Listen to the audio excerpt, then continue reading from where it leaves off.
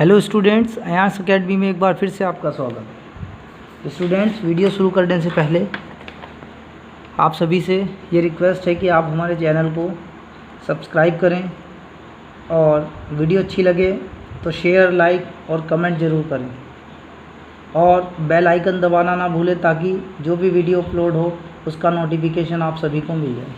तो स्टूडेंट्स, शुरू करते हैं।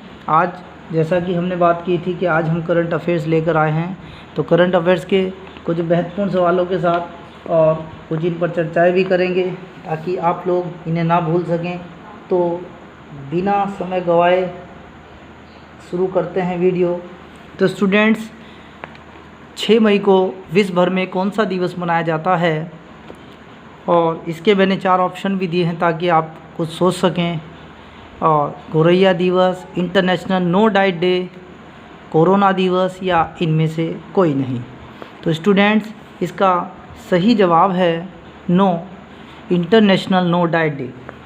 और इसकी बात करते हैं, अगर थोड़ी सी इसके ऊपर हम चर्चा करें तो ये कब से मनाया जाता है, कहाँ मनाया गया, क्या है इसका मतलब। तो इस बार चूँकि आपको पता ही है कि इस बार ये जो डे मनाया गया वो बुधवार यानी वेडनेसडे को मनाया गया। और अगर बात करें इसकी शुरुआत कब हुई, तो इसके विषय में हम बताना चाहेंगे कि ये स्टूडेंट्स 1992 से मनाया जाता है और 1992 से ही इसे लगातार तब से मनाया जा रहा है। इस दिवस के मनाने की जो ख़ास वजह है स्टूडेंट्स, उसके बारे में अगर हम बात करें तो ये एक ब्रिटिश महिला थी, एक ब्रिटिश महिला जिनका नाम ब्रिटिश महिला हैं जिनका नाम मैरी इवांस है।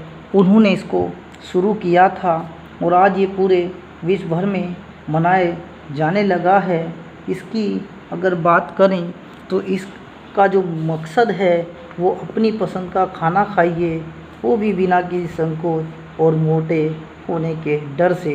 तो स्टूडेंट्स, उम्मीद है ये प्रश्न आपको समझ आया होगा कि इसका क्या मकसद है और क्या इसका जो है परीक्षा में महत्व है। तो अगले प्रश्न के ऊपर आते हैं। प्रश्न नंबर 2, किस राज्य की कैबिनेट ने मुख्यमंत्री शहरी योजना के तहत 120 दिन का रोजगार देने की घोषणा की है। तो बात करें, इसका जवाब है स्टूडेंट्स हिमाचल प्रदेश।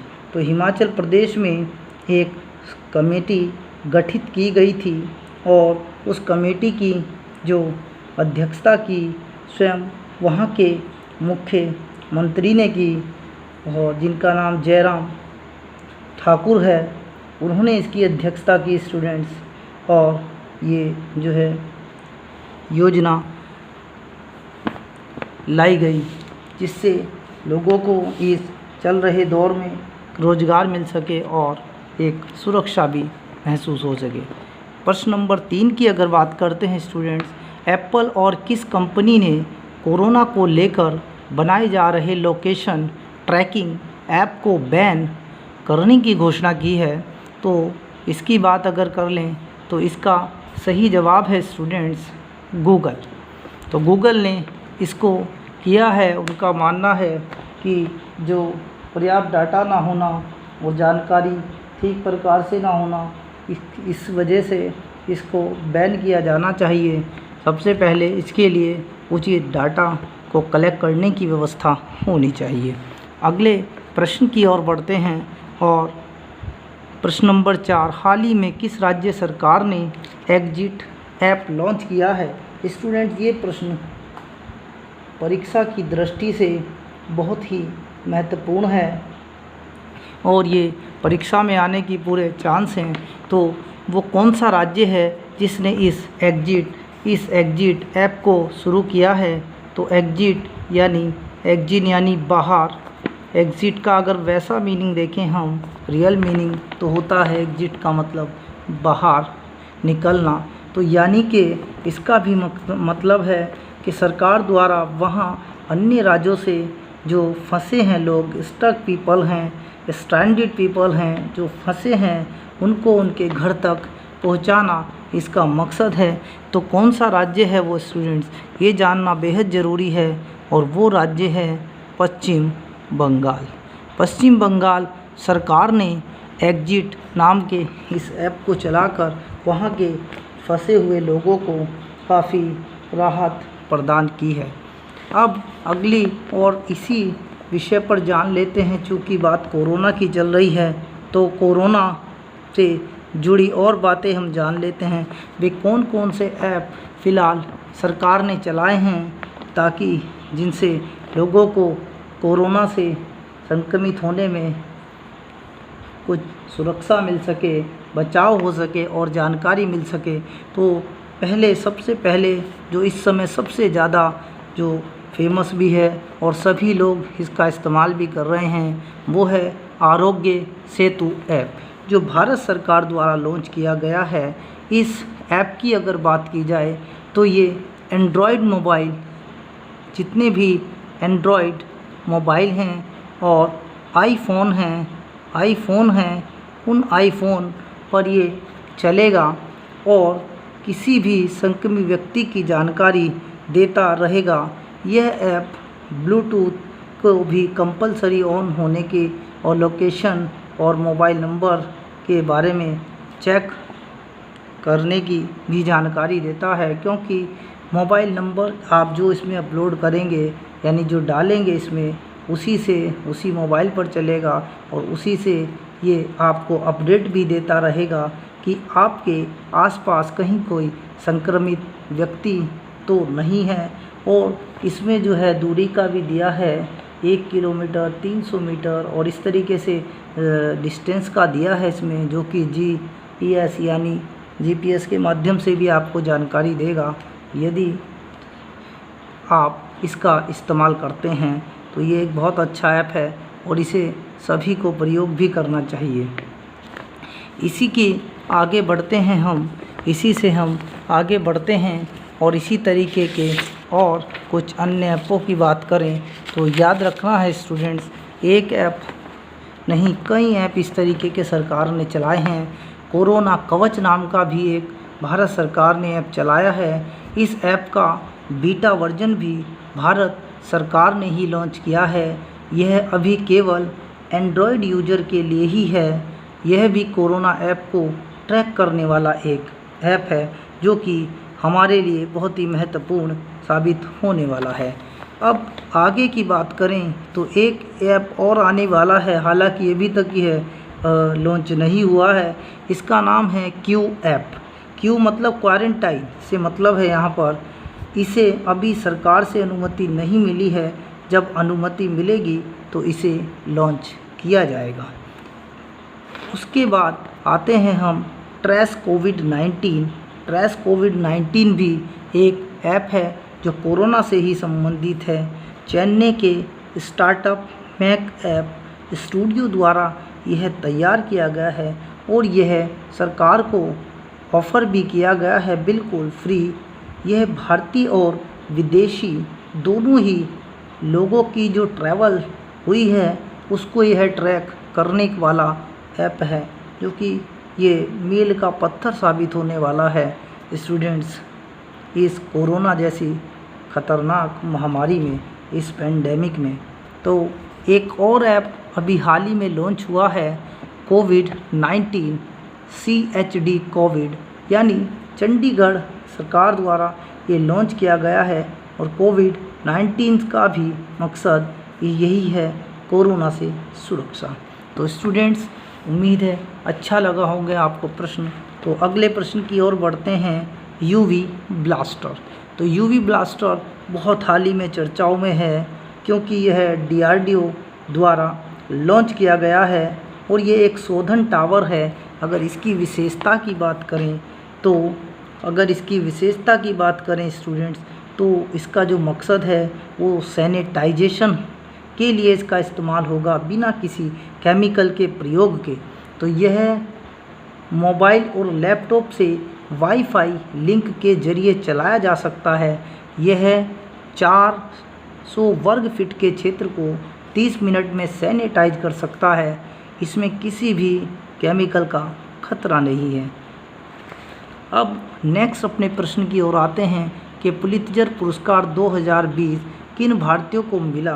तो ये बहुत ही महत्वपूर्ण प्रश्न है परीक्षा की दृष्टि से भी स्टूडेंट्स।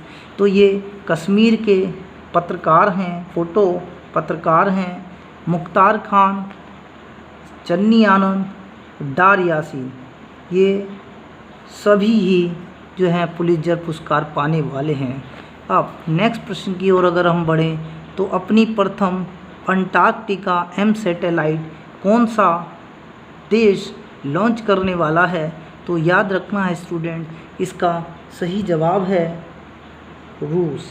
रूस इसको लॉन्च करने वाला है स्टूडेंट्स। और हालांकि अभी इसको लॉन्च नहीं किया है क्योंकि इसके लॉन्च होने में अभी इन्होंने दिसंबर का लगभग 9 दिसंबर के समय की कही है।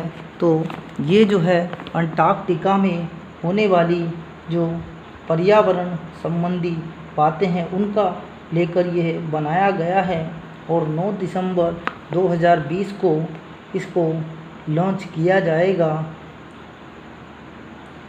अगर बात करें इसके उद्देश्य की तो रूस का अगर हम बात करें इसके उद्देश्य की स्टूडेंट्स, तो ये रूस का आर्कटिका एम रिमोट सेंसिंग और आपातकालीन संचार उपग्रह है जो पृथ्वी के ध्रुवीय क्षेत्रों में मौसम संबंधी डेटा एकत्र करेगा।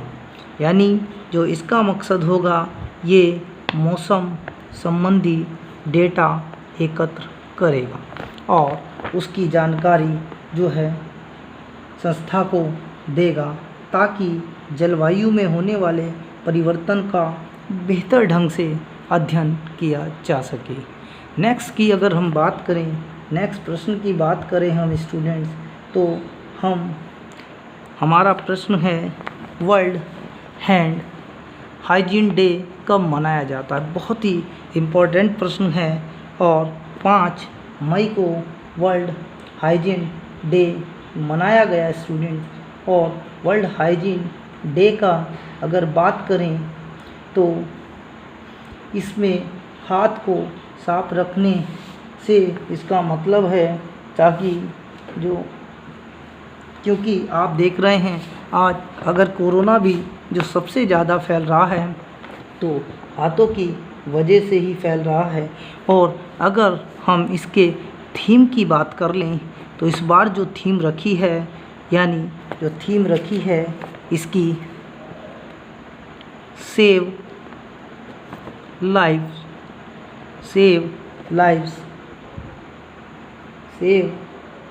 लाइव रखी और clean your hands. Save live, clean your hands, ये थी। हालांकि इसकी अगर बात करें तो हेमा मालिनी और अमृता सिंह भी इसमें आगे आई हैं ताकि लोगों को हैंड हाइजीन के जो बारे में बताया जा सके, हैंड वॉश के बारे में बताया जा सके। क्योंकि इस समय आप देख रहे हैं कि कोरोना जैसा पेंडेमिक ने पूरे विश्व को हिला रखा है, पूरे विश्व को प्रभावित कर रखा है। और इसमें अगर सबसे ज़्यादा कोई चीज़ सुरक्षित बताई जा रही है तो हैंड सैनिटाइजेशन, हाथ को धोना ही सबसे ज़्यादा महत्वपूर्ण बताया है स्टूडेंट्स। तो आप भी लगातार हाथ धोते रहें और मास्क पहनें ताकि अपने परिवार और अपनी की सुरक्षा कर सकें। अगले प्रश्न की बात करें तो आरबीआई ने किस बैंक की मान्यता रद्द कर दी है।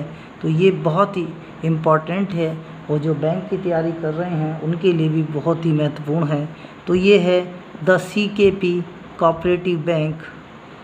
CKP कोऑपरेटिव बैंक है जो कि इस समय आरबीआई ने इसकी मान्यता पूरे तरीके से रद्द कर दी है। हाल ही में किस देश ने कोड़े मारने की सज़ा को ख़त्म कर दिया है। तो याद रखना स्टूडेंट, ये है सऊदी अरब। सऊदी अरब ने हाल ही में कोड़े मारने की प्रथा को जो है समाप्त कर दिया है। इसे स्टूडेंट्स फ्लॉग भी बोला जाता है, इसको फ्लॉग भी बोला जाता है कोड़े मारने को। तो नेक्स्ट चलते हैं, हाल ही में अफ्रीकी स्वाइन फ्लू ने किस भारतीय राज्य को प्रभावित किया है, ये भी बहुत महत्वपूर्ण है परीक्षा की दृष्टि से। तो ये है आसाम। हो सकता है, उम्मीद है अफ्रीकन स्वाइन फ्लू पर मैं अलग से एक वीडियो भी दूंगा आपको। तो बस यही है, आप लोगों से रिक्वेस्ट कि वीडियो अगर अच्छा लगे तो प्लीज़ शेयर करें, कमेंट करें, लाइक करें और हमें ऐसे ही हौसला देते रहें ताकि हम और अच्छे वीडियो आप लोगों के लिए लाते रहें और जानकारी आपसे शेयर करते रहें ताकि आप लोग अच्छी नौकरी पा सकें। Thank you.